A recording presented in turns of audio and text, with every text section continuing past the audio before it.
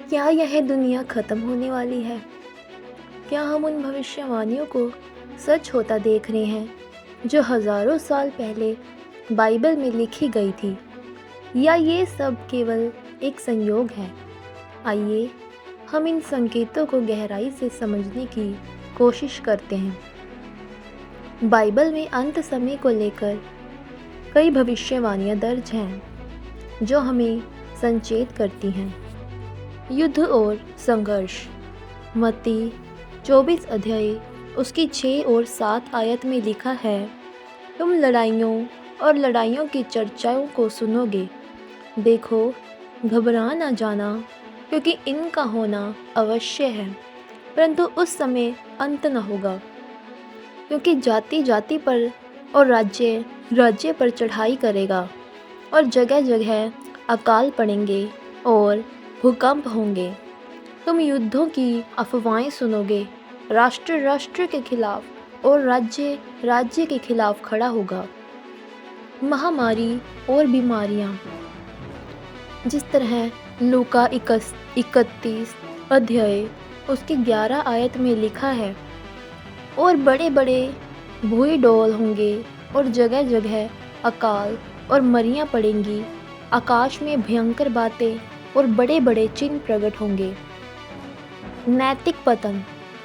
दूसरा तीमुथियुस 3 अध्याय उसकी 1 आयत में लिखा है, पर यह जान रख कि अंतिम दिनों में कठिन समय आएगा, क्योंकि मनुष्य अपस्वार्थी, लोभी, डींग मार, अभिमानी, निंदक, माता पिता की आज्ञा टालने वाले, कृतघ्न, अपवित्र, दया रहित, क्षमा रहित, दोष लगाने वाले, असंयमी, कठोर, भले के बैरी, विश्वासघाती, ढीठ, घमंडी और परमेश्वर के नहीं वरन सुख विलास ही के चाहने वाले होंगे। लोग स्वार्थी, लालची, अहंकारी और निर्दयी हो जाएंगे। वे भक्ति का भेष तो धरेंगे, पर उसकी शक्ति को न मानेंगे। ऐसों से परे रहना। प्राकृतिक आपदाएं और आकाशीय संकेत। सूर्य, चंद्रमा और सितारों में आश्चर्यजनक घटनाएं होंगी, जिसे हम लूका 21 अध्याय उसकी 25 आयत में पढ़ते हैं। और सूरज और चंद्रमा और तारों में चिन्ह दिखाई देंगे, और पृथ्वी पर देश देश के लोगों को संकट होगा, क्योंकि वो समुद्र के गरजने और लहरों के कोलाहल से घबरा जाएंगे। क्या ये भविष्यवाणियाँ सच साबित हो रही हैं? आइए अब हम इन्हें वर्तमान घटनाओं से जोड़कर देखते हैं। वर्तमान में कई देश आपसी टकराव में उलझे हुए हैं। रूस यूक्रेन युद्ध, मध्य पूर्व में अशांति, एशिया में सैन्य तैयारियां, ये सब बाइबल की भविष्यवाणियों से मेल खाते हैं। महामारी और बीमारियां। कोविड-19 ने पूरी दुनिया को हिला कर रख दिया, और वैज्ञानिक भविष्य में और अधिक खतरनाक महामारियों की चेतावनी दे रहे हैं। प्राकृतिक आपदाएं, ग्लोबल वार्मिंग, भूकंप, सुनामी और जंगलों में भीषण आग बढ़ रही है। बाइबल के अनुसार ये संकेत अंत समय का हिस्सा है। नैतिक पतन और सामाजिक विघटन।